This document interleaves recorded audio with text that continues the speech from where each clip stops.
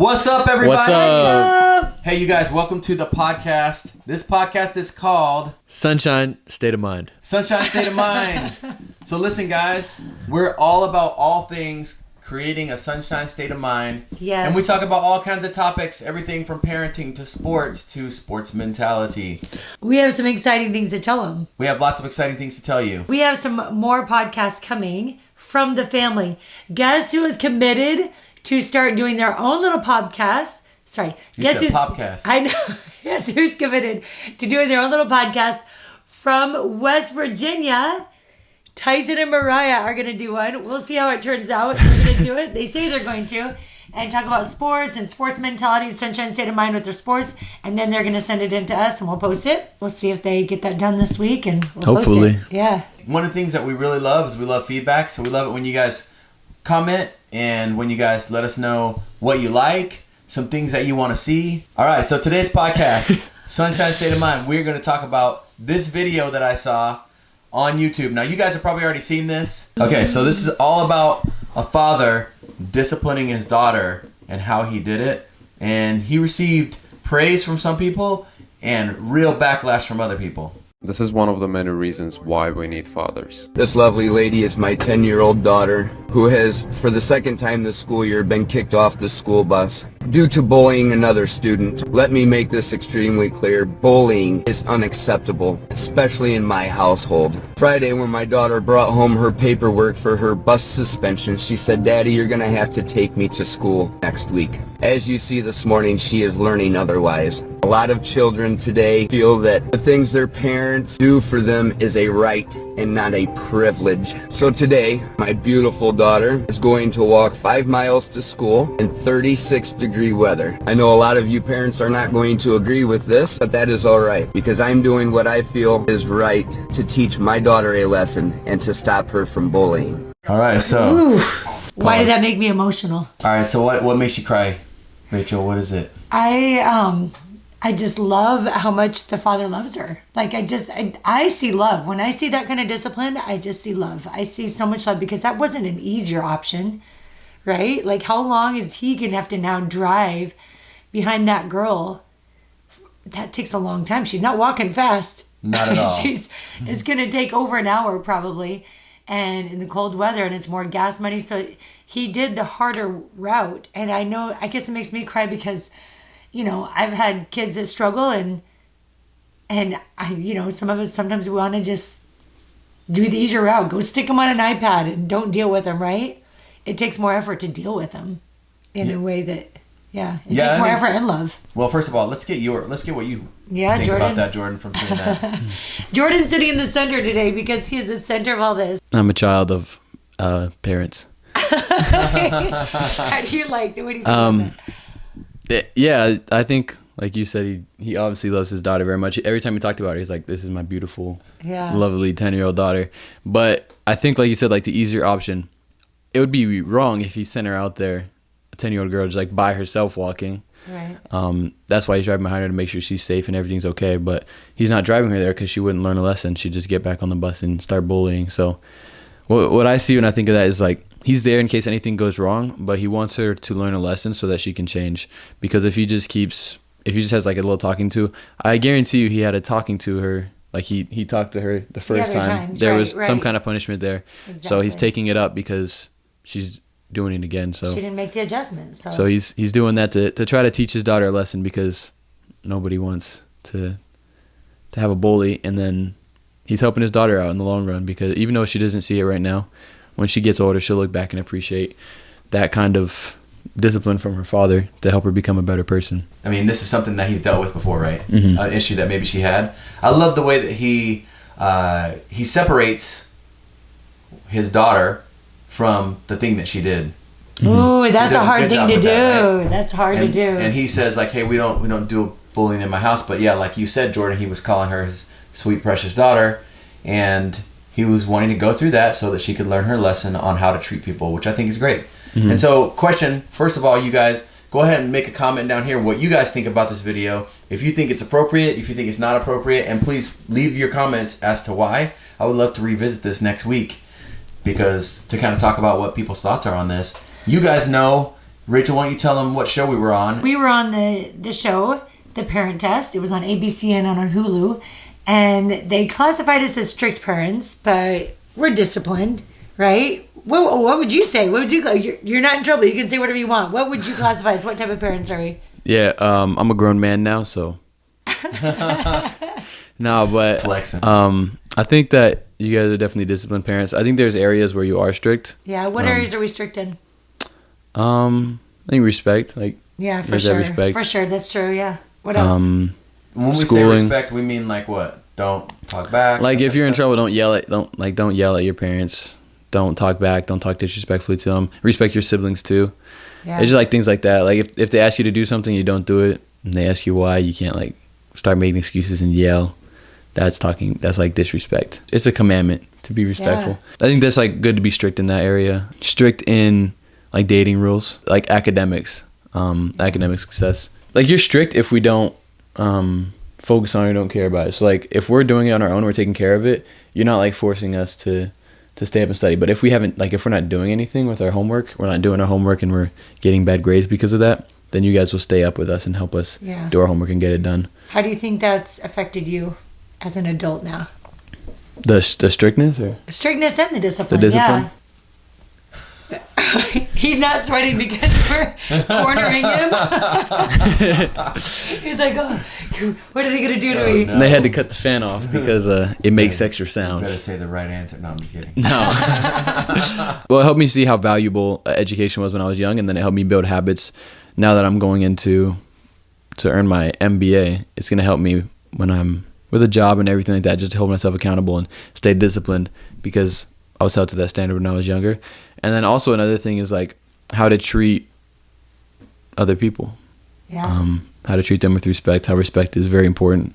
And also how to stand up for yourself and demand your own respect. Oh, yeah, that's true. I remember watching you at football game, and, you know, you went through the years of learning that on a deeper level, right?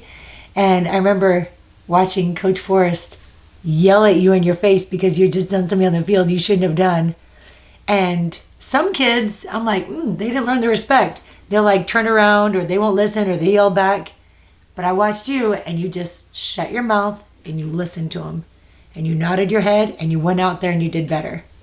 Now, it doesn't mean that we all need to be yelling at each other, but on a football field, it's different, because on the football field, you got to get things taken care of right then. You don't have time to be like, all right, Jordan, so next time. But he was putting you in your place, and you had respect for him as your coach and your mentor, that you said, all right, yes, sir. I think it's helped me like be able to take more criticism. Yeah.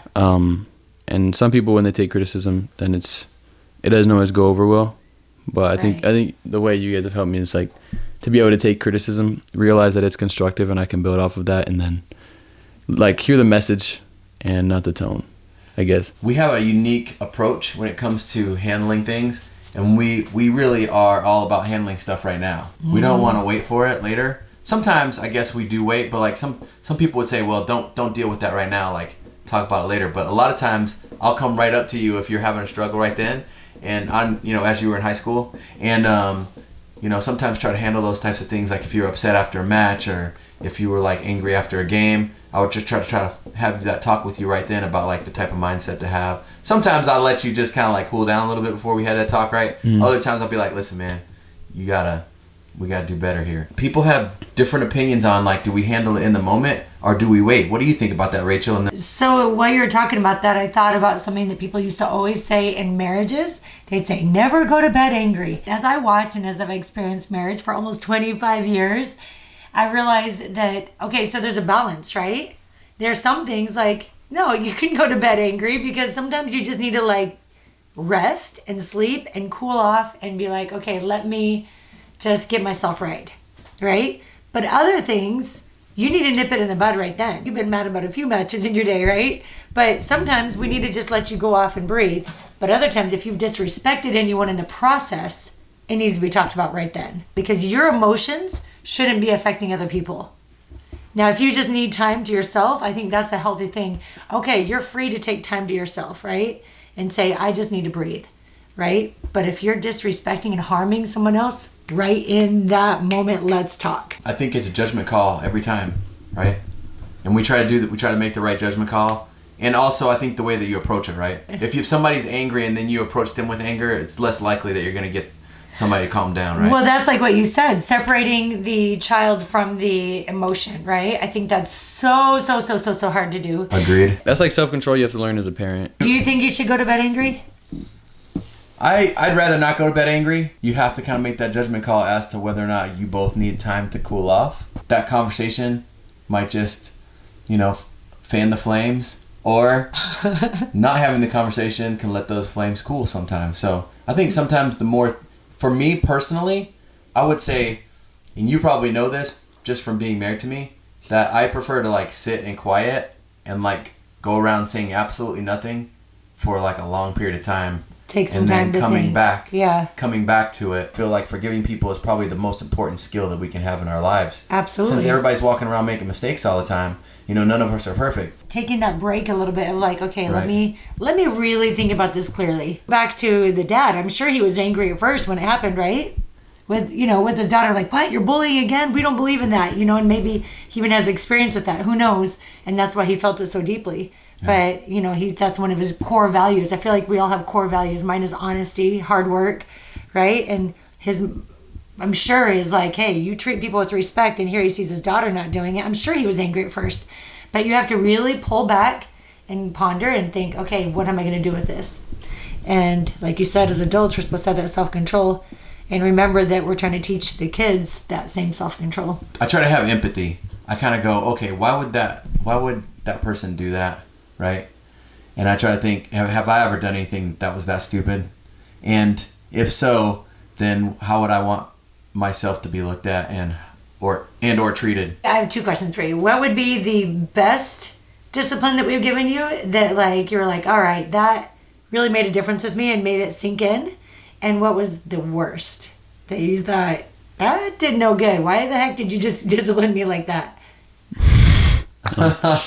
Have grace. I'm trying to remember. I don't know if it was a good or a bad one, but whenever you and Tyson messed up our car and let somebody drive our car. We had to ride the bikes. You want to tell them about that story? Yeah. I don't know if that was one of the best or the worst, but it kind of reminded me of that girl that was walking. It was definitely one of them. Well, we don't have to say any of the details of the story, but someone drove it. They said they had their license. They didn't have their license. And I had told you guys, I said, do not let these people drive it because only you guys can, or only Tyson can drive it. You don't have your license yet. It was an automatic car, and so they like drive, and then they have like gear 2, and they put it in gear 2 and then drove onto the highway. So that didn't work out. It blew an engine rod. Yeah. So I was like, dang, that's crazy. Anyway, the punishment was we had to ride our bikes 23 miles to our athletic practices, and then halfway back. We would pick you up halfway back because we figured, It would get like dark. Race. Yeah, we didn't want practice ended late, so. But they all laughed at you because you're walking kind of funny when you got there. Yeah, our legs would hurt. You guys were training for the Tour de France, man. Yeah. So what influence did that have on you? Well, so the reason why we let the guy drive the car is because like we were like, oh, nothing's gonna happen. Like they're not gonna know. We can please our parents and this kid.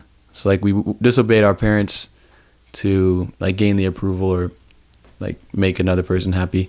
And after that, it's just like shows like it's not worth it to go against your parents to make someone else happy doing something that you weren't supposed to do. Yeah. So that just kind of taught me a lesson of like always choose the right over trying to choose like to fit in with the crowd. If you're gonna stand out, make sure you just stand out doing the right thing. Was that a good discipline for you? Was that like, would that be a good one that you had? Like I didn't enjoy it at all, but it definitely helped me It was to. impactful, would you say? It was impactful. It was efficient. Yeah, It worked really well. it worked well. I don't know if it was efficient. I gotta ride our bike that far. It took you a long time to get to school. Using mountain bikes with one gear.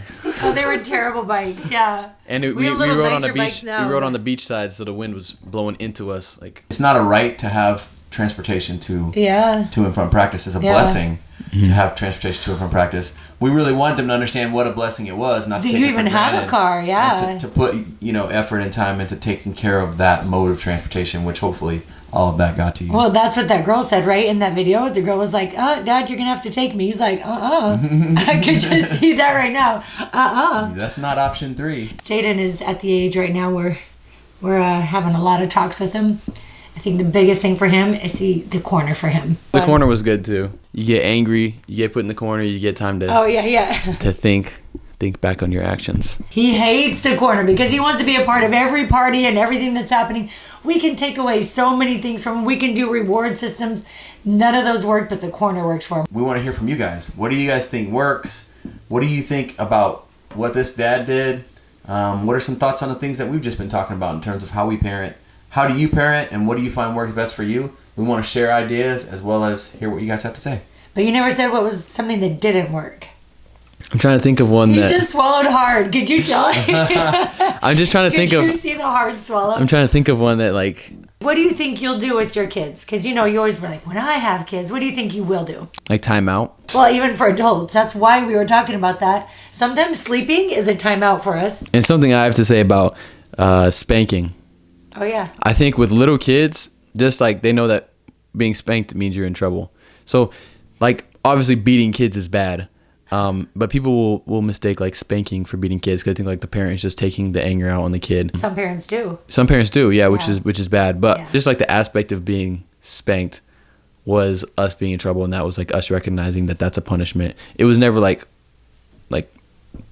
beating us. Spanking, in my opinion, doesn't actually hurt. When I was a kid, you get your hand smacked, like maybe it'll sting a little bit, but it doesn't actually hurt. But you know that that's what you did was bad. So it's like. That's an interesting perspective. That the parent test, when we were on the parent test, I think half the parents said that they did spank at times, but they didn't focus enough on the fact that that's not the only discipline, and that's not all the time, and that's not in every situation. Right. And it's interesting though because they never asked the kids, right? How did you feel about that? And what do you like? How I did think that? there's like wrong and right ways to do that. Like They're definitely wrong and right. if ways your to do kid that. like if you have like a little toddler and they knock over their bowl of cereal on accident, you That's pick them not up a and just mistake. boom. That's bad. It's just you're Because they made a mistake. yeah. Then Yeah. that's not. But like if they are being bad and they know they're being bad, then you get them and then you're like you hit their hand or you spank them.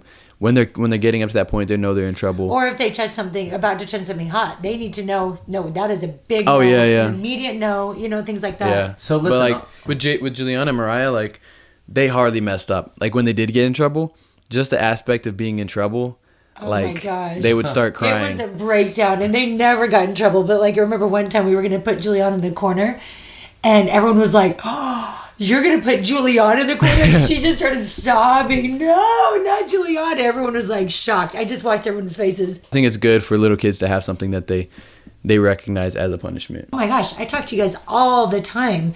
When I had just Jackson, we would have deep conversations, but he also had to go to the corner. He also got a little spank once in a while. You asked, is it better to discipline later in the moment? And if they ever disrespected me or mouthed off to me as a mother, I would flick them in the mouth real quick. And how do you think like that. Do you think that was good or do you think that was bad? Coming from the kid who got flicked in the mouth, it doesn't actually hurt. Like you said, it hurts your pride. And I recognize that as like, oh, I shouldn't have done that. And then in my mind, like, okay, now that's bad. So now I'm not going to do that anymore. Like if you don't set that up and set it up early, then when they grow up, they're not gonna understand that, and it's gonna be a lot harder. I see little kids mouthing off to their parents, and I'm like, you can't let that happen right now because when they're older, you're not going to be able to reel that in and say, hey, what are you doing? I have a friend who's basically kind of like mouthed off to his mom when they were at the table, and his dad, without even looking up, reached over and like hit him in the chest. And he was like, it took him back so much. That was probably 10, 12 years afterwards he told me the story. And that was how he was like, okay, I never disrespect my mom. I always have to treat her with love and respect. Yeah. And he still thinks about those types of things this day in terms of how he treats women. So the question is, was it worth that shock, right? Because I think a lot of people will I say, think like, it's worth it. If you're going to respect women, I have chills and right now I do because think- they need to know that the women in their lives are like valued. That's and how you learn precious. That's how you learn how to treat your wife, is through seeing how your father treats your mother. Yeah. That's how you learn it. I do think people look at sometimes and they say, well, with that spanking, that's going to make them a certain way when they get older, right? This is what they Like say. aggressive. There's multiple things that you do to discipline kids. And I do feel like sometimes people go too far the other way, which is to never discipline their kid at all.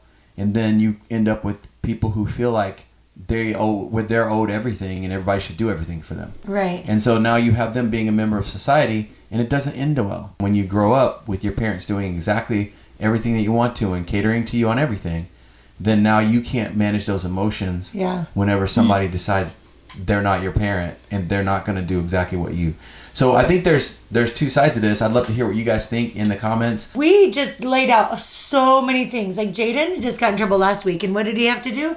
He had to write a full-page letter to each member of the family and to his coaches. So there are other methods, obviously. That is not the go-to, and I think where it becomes a bad thing is whenever that's your go-to, because that's easier on many aspects. Right. It's easier to just spank them and go their way. It would have been easier to spank that girl and be like, okay, you're in trouble, right? You just bullied your kids, now I'm going to spank you.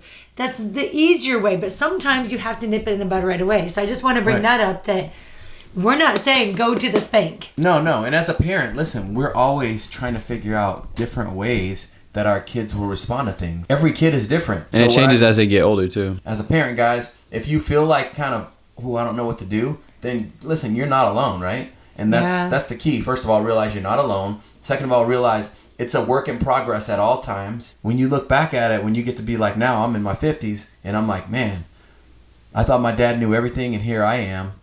And I'm like going, he was just doing the best that he could. Still just trying to figure it out. And trying to work on, like how to be a better parent, how to, help your children to become the best that they can be. Because I think every parent's desire is for their kids to be better than they were. Just making sure you're always showing love.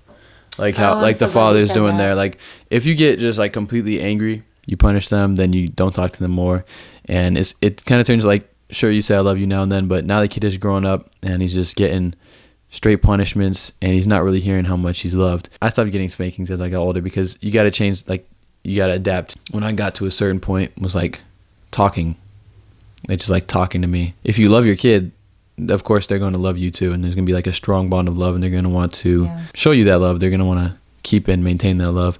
And then when you talk to them and let them know that what they did is wrong and how you're just trying to help them, and then they're going to have a lot more respect for following and obeying what you say. But if you've not shown love to them all grown up, then you can't just talk to them because they're just like, whatever. And they're going to go do whatever they want to. So I think that's a big problem that happens with kids, that when they get older, they lose contact with their parents, or in their teenage years, they just disobey everything their parents say, and the parents feel like they don't have any control. It's because in those younger years, you have to show so much love to build that connection where they want to do things right because they want to keep that love. You never want your kid to be doubting whether or not you love them. I think that's why it made me cry, because I saw love in that action, but that father will need to make sure he communicates that with them, because maybe at that age she doesn't understand that was an act of love. Sure. So I think it's super important to express that and hug them. Sometimes even if you're upset with a behavior of your child,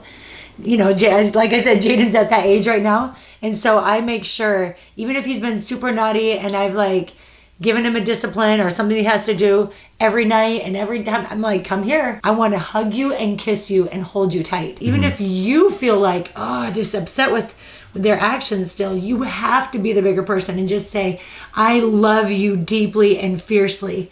Yeah. That's what made me cry, because watching that father, I'm like, oh my gosh, he fiercely loves her. You can tell. And this is the thing. I know there's some cultures, or like some family cultures, that basically they don't tell each other that they love each other. You have to. Because they say that they know it, right? They know I love them. So, and that might be true. I'm not here to tell you if your culture's right or wrong. It's wrong. Part of our culture. It's wrong. I'll say it. It's wrong. You have to say it. Part of the culture in our family is to say I love you. Yeah. We all say I love you to each other. Yeah. All the time. You're 18, Jackson's 23. Or no, you're 19 now. He's almost 20. No, almost 20. 22 weeks You're next week. 20 in 2 weeks. You guys' birthday's coming up. So, but you guys, I still tell you I love you. You tell me that you love me, right? It's not weird. Yeah. And so you got to make that part of it. What did I text you late last night? Oh, you said don't forget to come give me a hug. And I just grew up huggy. Like, you don't have to hug as much as I do. You got to have that touch, right? Like, I'm extra huggy. But my mom said, I was the youngest, and she said in the family, they didn't hug very much. And they weren't as vocal about it all until I came along, and I would just walk up and be like, I just need to hug you right now. And they're like, okay. And they started hugging. And then I remember my arms just needed to hug everyone.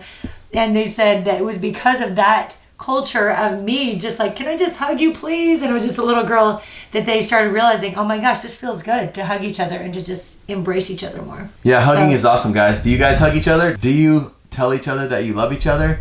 Put it in the comments. Let us know. What's your culture in your house, and what kind of things would you hope for in a future house that you might have? So, you guys, it's been great. This has been awesome. Just talking about parenting, talking about relationships, talking about love and how important it is, and different forms of discipline. Let us know what you think. Let us know who you want us to have on. Let us know if you want us to delve deeper into the parenting talks, because that is why we were on the TV show. And we are by no means perfect, obviously, but I think it's an interesting topic. Yeah, thanks for being with us, guys, today. And always remember, Spread sunshine. sunshine state of mind. See you guys. Bye.